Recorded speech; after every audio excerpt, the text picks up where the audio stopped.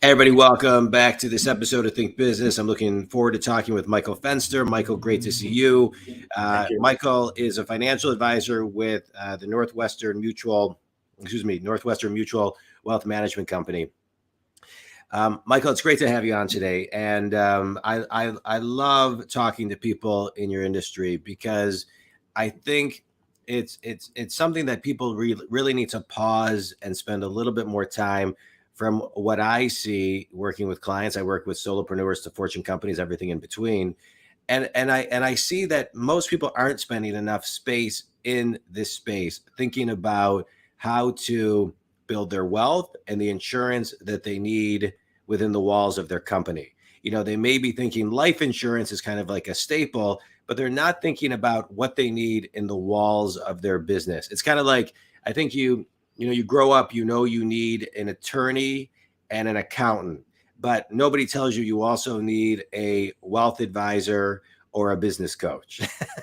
Right.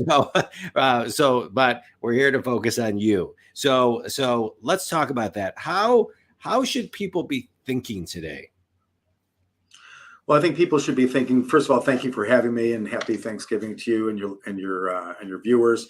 I think people should be thinking more holistic in their planning. Everybody's focused on the stock market and growing their wealth and retirement, funding their kids' college, but there's more to a comprehensive financial plan than that. It includes the very unexciting, if you will, risk management piece, the life insurance, the disability insurance, and the long-term care. That's really the foundational piece of a lot of people's planning. If they're working with us, we, of course, work on goals around retirement and funding their children's college in the most efficient, tax efficient ways. But people, you ask them about their disability in life. Yeah, I think I have that through work.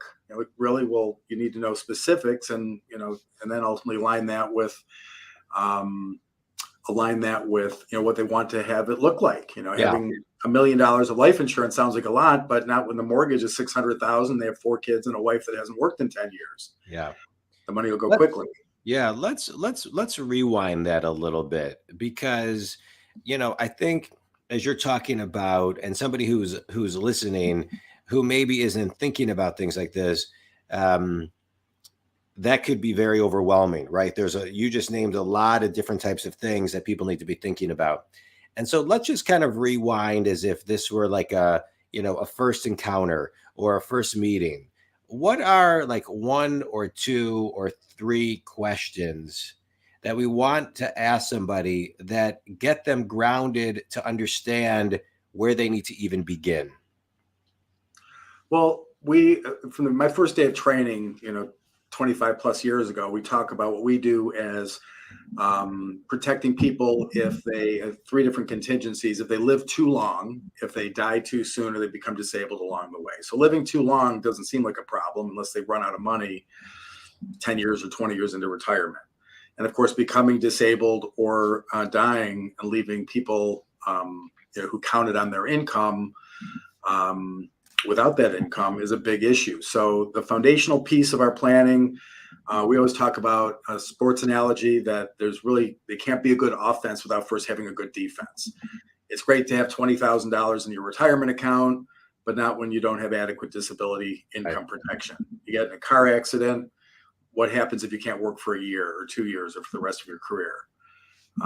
I have so many more disability claims that I've handled for my clients over the years than I do life insurance claims. And I'm talking about people under 45 or 50 years old, attorneys and CPAs, physicians that, have a stroke, and all of a sudden they can't think straight anymore. They still may live, but they can't work anymore. And that's a problem financially for people. So I think I just want to pause there for a second, because I want to talk about, I think a lot of times people look at things as either an investment or an expense, right? And I think it's easy when it's something that you really, really want. Well, it's easy to see it as, well, I'm investing in my, happiness, or I'm investing in my, my this. But, this is to me, what you do is an investment for people. You hope when it comes to insurance that you never have to, you hope that you don't get the return. Right. And so it's being proactive, not only for you, but your family as well as your business. And so can you just talk a little bit about the mindset that people need to have? Well, I think the mindset is really, caring and what would happen ultimately to their family if certain contingencies were to happen. Yeah. A big thing that we talk about these days is long-term care. It's another piece as well. Is hey, I've got $2 million, I'm good to go. But when your spouse has Alzheimer's and from 70 to 75 uses up the most of the money that's in the retirement account and leaves somebody behind to have no money left because you just spent $100,000 a year on a nursing home for 5 years, and now the money's mostly gone. That's a big issue, and preparing for that ahead of time is the only way to do that. You can't wait till somebody gets an illness. No, I'm going to go out now and buy life and disability insurance. You have to be proactive. Really, what we're selling here and what we're talking about is peace of mind. Yeah. Knowing that they're saving the right amount, they're going to be able to retire when they want, knowing that they're funding their kids' college appropriately on a monthly or yearly basis, and then knowing that any contingency that happens, if they don't come home from work one day because of a car accident, or they get sick and they can't work for 6 months or a year, 2 years, that all the financial goals aren't out the window, and really just having a good, clear mindset and a clarity around having a plan for those contingencies. Yeah. I love what you're talking about as far as having a plan and preparing. There's a saying that I love that I feel like is very kind of fitting for right now, which is it's better to be a year early than a day late on some of this. And the proactiveness is is really, really, really important. Let's talk about wealth creation for a little bit. I love I love, one of my favorite books is The Compound Effect by Darren Hardy. But I love the whole idea, a penny that doubles every day for 30 days is 10.7 million. We've all heard and or read the article that if you invested $1 every day since 19 blah blah blah, you'd be worth $17 billion today. I mean, I'm making that number up, but you know what I mean. And so let's talk about wealth creation, no matter what the market is and how things just compound, right? Just a compounding mindset. Well, I think that habits are really what make people successful, whether it be being a good student, learning how to study, developing those habits of savings on a monthly or quarterly basis. Monthly is really ideal, just consistent monthly savings, investing, not worrying about what the market is doing. Oh, the market's down, I'm not going to invest. I mean, that's the best time to invest because you're buying your investment at a discount because the market is a little bit lower cost per share, if you will. But just consistent monthly investing is really the way you build long-term wealth and success, I believe, in life. Yeah. Let's talk about consistency for a minute, right? Because I'm in agreement with you. I believe in habits and routines and consistency. That's what separates, many people. Some people, I think, if I were to compare it to like business, sometimes people set too big of goals, like this ideal goal. And because they can't fit the idea, because they can't match or do the ideal, they do nothing. And so, what I'll tell people to do as a business coach, for example, I'll make it simple. If I'm talking to somebody, I'll say, well, just do this, if I'm talking about research, like studying your craft, I'll say, just spend 3 minutes every day. If you can't do 3, do 2 minutes every day. So and what you're talking about is, and you don't necessarily have to give a number, Michael, but I just want to talk about the idea that there's nothing too small, I don't think, as long as you're doing something consistently so you don't break the habit. Correct. I agree. Yeah. Getting in that habit, saving $100 a month or $500 a month instead of $2,000 a month. If the plan says, look, if you want to retire at 60 with X amount per month of buying power after tax, you have to save $2,500 a month. Well, I can't afford that, so just call me in a year and we'll see what it looks like at that point. It's like, well, let's start with $500 a month. Let's start with something at some level is better than nothing.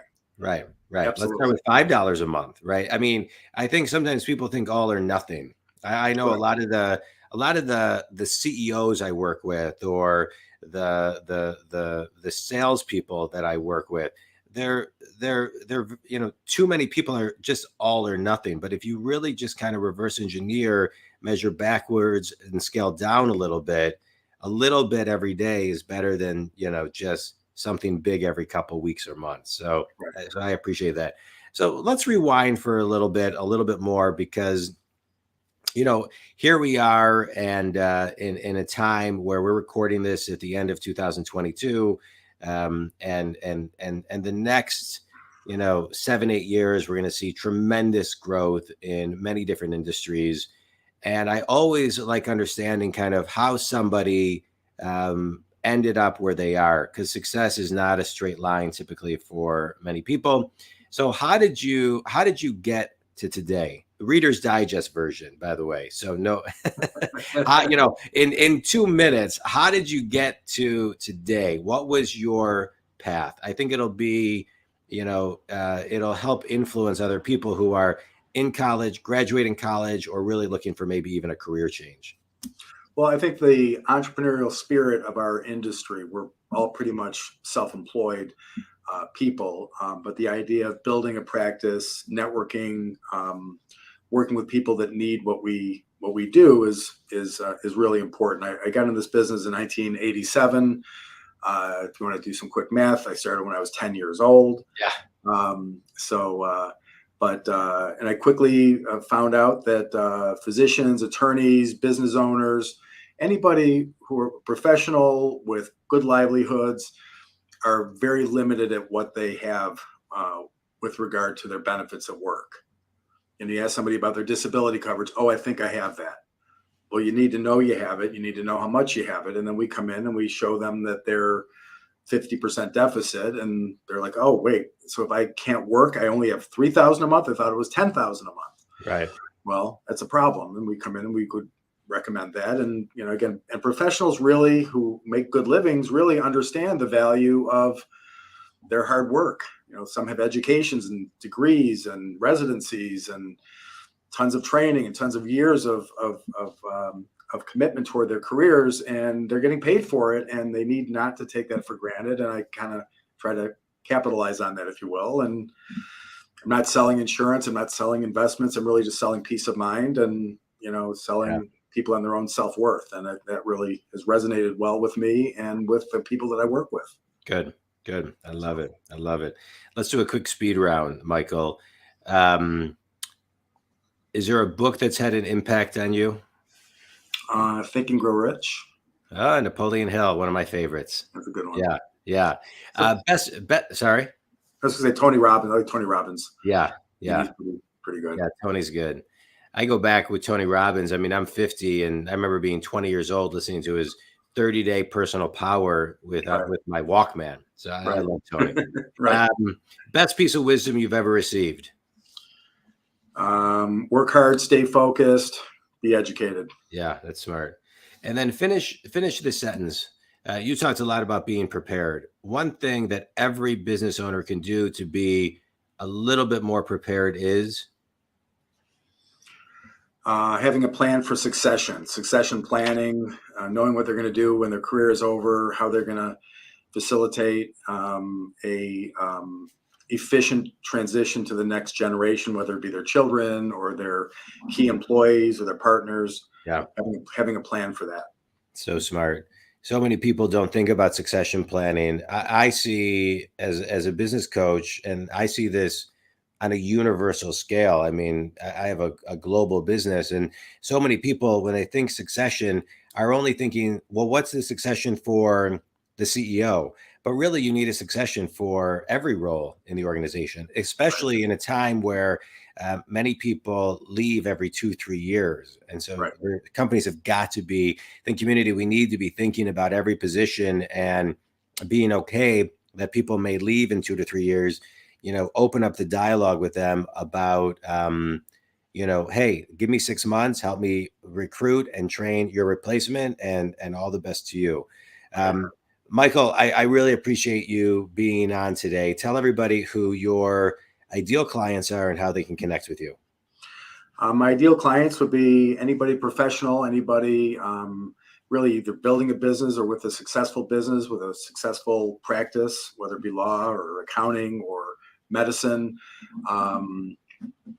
really looking for financial security and really peace of mind. I'd love to just have that first conversation with people.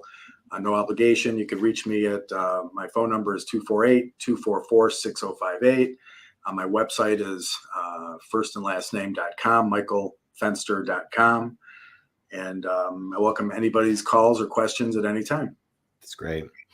Michael, I appreciate you being on the show. As a business coach who works with successful people who are stuck and get them unstuck, I love this podcast because I'm able to bring on guests that can help people who listen get unstuck. Think community, Michael shared a lot today. One thing I'm going to extract is the importance of being prepared. That is so important no matter what business you're in. In this case, Michael's talking about really making sure that you're prepared to protect not only yourself, but your business and your loved ones. And so that is so critical. And I think if you're, a good practice would be to take them 5, 10 minutes, 15 minutes and sit back and say, what am I not prepared for? And then reach out to the people that can actually help you accelerate what you need to be prepared in and let them guide you. Michael, I appreciate you being on the show today. The community, appreciate you always. And again, if you want to reach out to Michael, please reach out to him. What is it? michaelfenster.com? Yep. All right. michaelfenster.com. And if I can help you for any of your coaching needs, feel free to reach out to jondwoskin.com. Thanks, everybody. Michael, thanks so much. Thank you. Happy holidays.